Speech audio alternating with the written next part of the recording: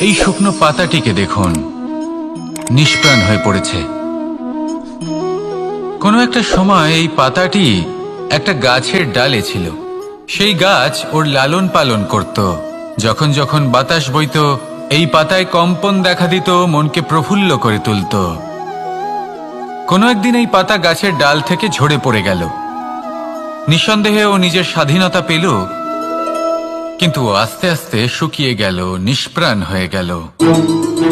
দেখুন, আমি এই কথা বলছি না যে স্বাধীনতা অনুচিত, কখনোই না। কিন্তু যে কোনো পরিস্থিতিতে স্বাধীন হতে চাওয়া এটা নিশ্চিতরূপে অনুচিত।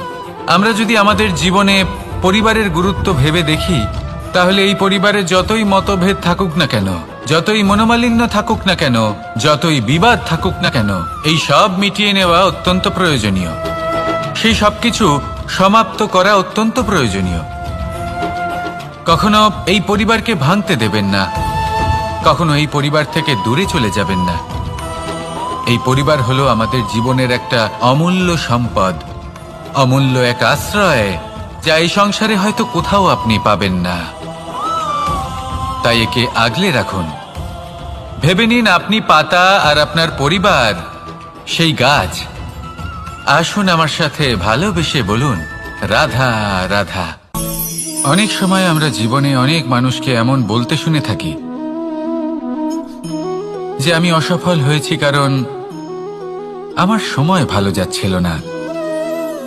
আমি এই জিনিসটা লাভ করতে চাইছিলাম কিন্তু করতে পারলাম না কারণ আমার সময়টা ভালো যাচ্ছিল না। আমি আমার জীবনে ওই মহান কাজটা করতে চাইছিলাম কিন্তু করতে পারলাম না। কেন? কারণ আমার সময়টা ভালো যাচ্ছিল না। কিন্তু যে মুহূর্তে ভালো সময় আমার জীবনে আসবে, আমি সব কিছু প্রাপ্ত করব। এমন প্রায় প্রত্যেকেই বলেন। আসুন একটা কথা বোঝা যাক। একজন মালিকে দেখুন, সে প্রত্যেক দিন গাছের সেবা করে, তাকে জল দেয়, তার যত্ন আত্তি করে। কেন? প্রত্যেক দিন সেই গাছ ফল দেয় না। সঠিক সময় এলে তবেই সেই গাছ ফল দেয়, কিন্তু প্রত্যেক দিন মালি তার সেবা করে, তাকে যত্ন করে। শুধুমাত্র তখন করে না যখন সেই গাছ ফল দিতে সক্ষম। আর যদি মালি গাছের যত্ন প্রতিদিন না করে, তাহলে হয়তো সেই গাছ ফল দিতেই পারবে না। এটাই হলো আমাদের জন্য একটা শিক্ষা। যখন সময় আমাদের জন্য অপেক্ষা করে না, তখন আপনি সময়ের জন্য কেন অপেক্ষা করছেন? ভালো সময়ের জন্য অপেক্ষা করবেন না। ভালো এবং শুভ কর্ম দ্বারা ভালো সময়কে নিজের কাছে টেনে আনুন। নিরন্তর কর্ম করুন, পরিশ্রম করতে থাকুন। শুভ সময় আপনা থেকেই আপনার কাছে আসবে। আসুন আমার সাথে ভালোবেসে বলুন, রাধা রাধা। একে বালি বলুন, মাটি বলুন বা ধুলো বলুন, এ দিয়ে কত কিছু করা সম্ভব। এ দিয়ে আপনি নিজের বাসস্থান নির্মাণ করতে পারেন, প্রাচীর গড়ে তুলতে পারেন, অট্টালিকা নির্মাণ করতে পারেন। কিন্তু যদি এই বালিকে আপনি মুষ্টিবদ্ধ করে রাখতে চান, তাহলে তা হাত থেকে ফসকে যাবে। আপনি কখনোই একে মুষ্টিবদ্ধ করতে পারবেন না। এরকমই হয় আমাদের জীবন, আর এরকমই হয় সময়। এই মুষ্টিবদ্ধ করা বালির মতো। সময়কে আমরা বাধা দিতে পারবো না, আটকেও রাখতে পারবো না। এ হলো প্রবাহমান। জন্ম থেকে মৃত্যু পর্যন্ত এই যে সময়, তা খুবই সীমিত। আর এই সময় আমরা যেটাই করি তার দ্বারাই আমাদের মূল্য নির্ধারিত হয়। আর এই সংসার থেকে চলে যাওয়ার পরেও এই সংসার এই সব কর্মের জন্যই আমাদের মনে রাখে। তাই যদি আপনি এটা ভাবেন যে আজ যে কর্ম করার ছিল আমি না হয় কাল করে নেব, কাল আমার লক্ষ্যে পৌঁছানোর কথা ছিল আমি পরশু পৌঁছবো, না, এই সময় খুব মূল্যবান, একে নষ্ট করবেন না। এই সময়কে সদ্ব্যবহার করুন, মহান হবার পথে অগ্রসর হন। একে যদি মুষ্টিবদ্ধ করে রাখার চেষ্টা করেন, এই সময় থেমে থাকবে না। আসুন আমার সাথে ভালোবেসে বলুন, রাধা রাধা। আমাদের জীবনে অনেক ধরনের ব্যক্তি এসে থাকেন। কেউ কেউ আমাদের সাথে থেকে যান, কেউ আমাদের থেকে দূরে চলে যান।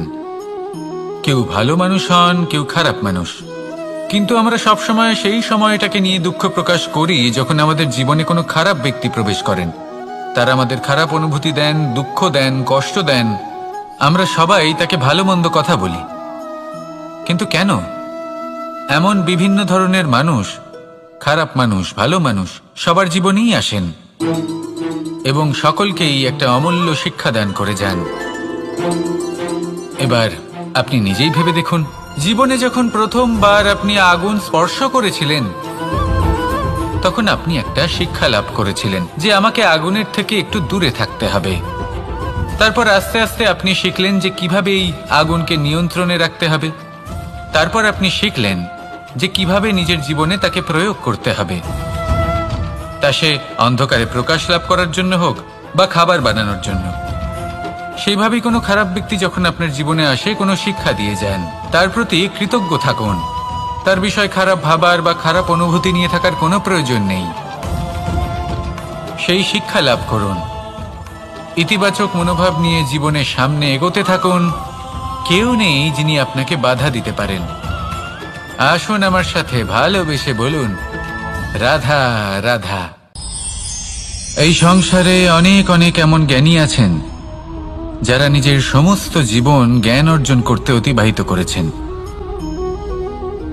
এই সংসারে এমন কোনো বেদ নেই, কোনো পুরাণ নেই, কোনো শাস্ত্র নেই, কোনো ভাষা নেই যা ওনারা জানেন না।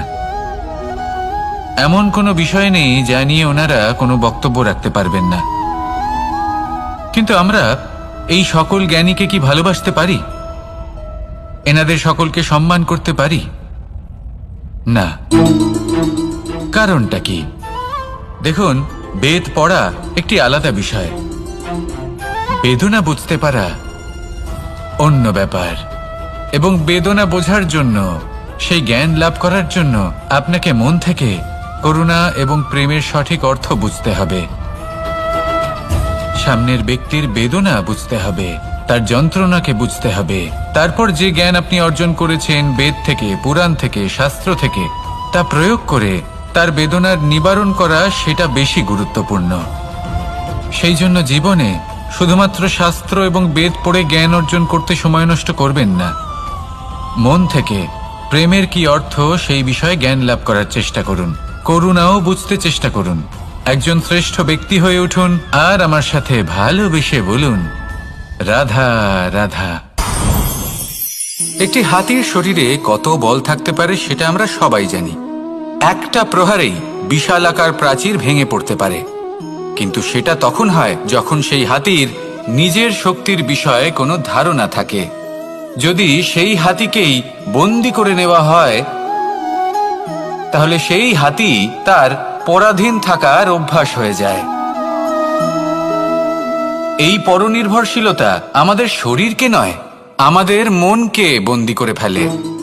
আর তার পরিণাম হলো এটাই যে আমাদের নিজেদের ওপর নিয়ন্ত্রণ থাকেই না। যদি নিজের ওপর নিয়ন্ত্রণ না থাকে তাহলে নিজেদের প্রকৃত শক্তির সাথে আমরা কিভাবে পরিচিত হব? সেই জন্য এই সংসারের সবথেকে বড় আনন্দ হলো স্বাধীনতা। এই স্বতন্ত্রতাকে আনুন নিজের বিবেচনায়, নিজের চিন্তাভাবনায়, নিজের জীবনে। কারোর কথায় প্রভাবিত হবেন না। নিজের বিবেকবোধ জাগ্রত করুন এবং এগোতে থাকুন। যখন এই বিবেচনা স্বতন্ত্র হবে তাহলে এই মন, জীবন স্বতন্ত্র হয়ে উঠবে। আর তখনই নিজের আসল শক্তি আপনার সামনে আসবে। আপনার সাহস, আপনার প্রতিভা আপনি জানতে পারবেন। তখনই জীবনে এগোতে পারবেন। তাহলে আসুন আর আমার সাথে ভালোবেসে বলুন, রাধা রাধা। এই সংসারে যে ব্যক্তিই হোক না কেন, প্রত্যেক ব্যক্তির জীবনে সমস্যা অবশ্যই আসে। এমন কিছু মানুষ আছেন, যদি তাদেরকে জিজ্ঞেস করেন যে এমনটা ঠিক কেন হলো, তাহলে পুরো দোষটা তারা নিজেদের পরিস্থিতির ওপর ন্যস্ত করেন।